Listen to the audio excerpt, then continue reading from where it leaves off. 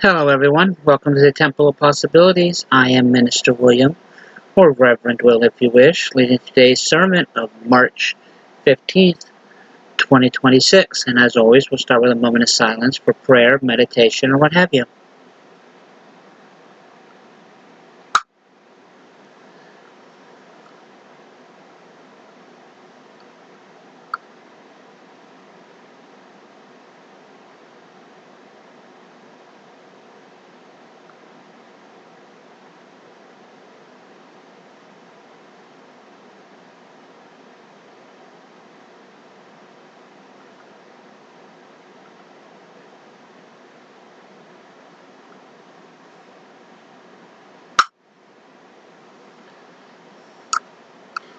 Alright, thank you. Sorry for last week not having a sermon, but I had technical difficulties. Um, this week's sermon is called What's Ours to Do? And it was written by Mary Sheldon and posted on the Unitarian Universalist Association website on March 11th, 2026. So, just a few days ago, last Wednesday. How easily my life becomes a list, a long scroll of duties.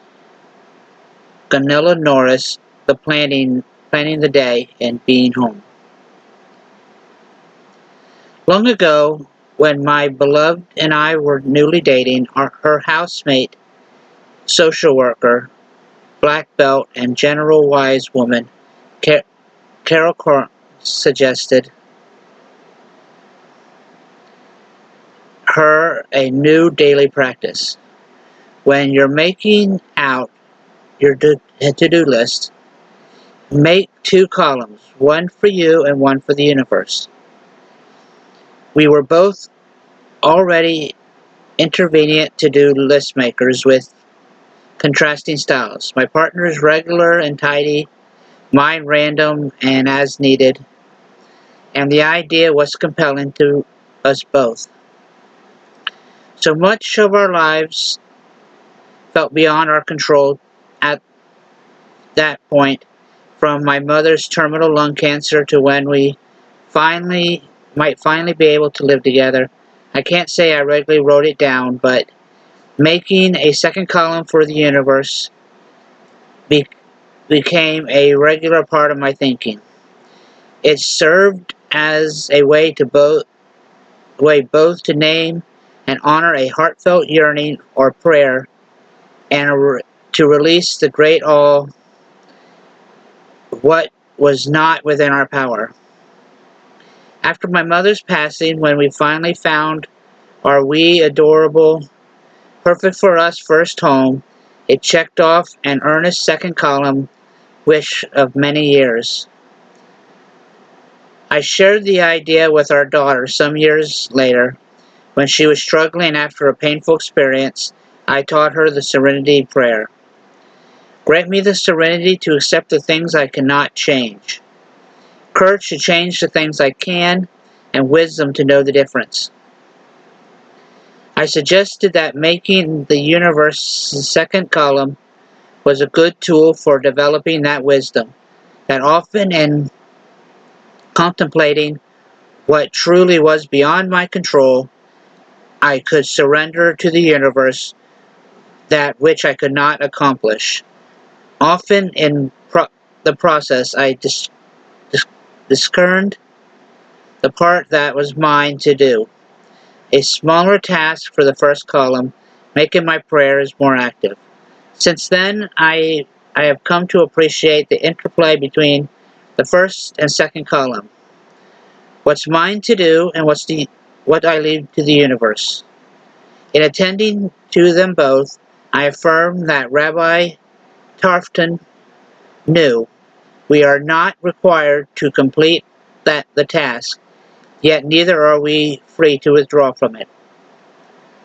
These days I often find myself overwhelmed by all that is beyond my control. But when I give over what is beyond me to the second column, I often find the first column part I can do. Prayer. Holy interconnectedness. Help us be steadfast in what is ours to do. Help us rest in the knowledge that the vast web of being will hold what we ourselves must release.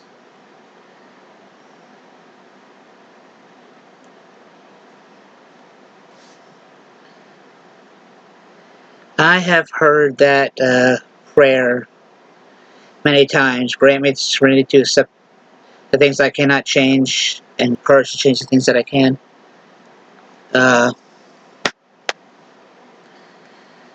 Sometimes my problem is thinking I can't change anything.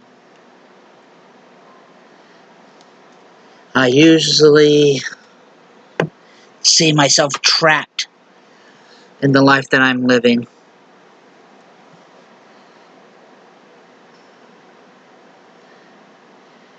But I don't know.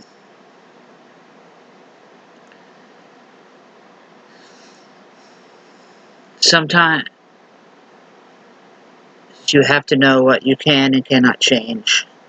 Not be too hard on yourself on the things that you can't.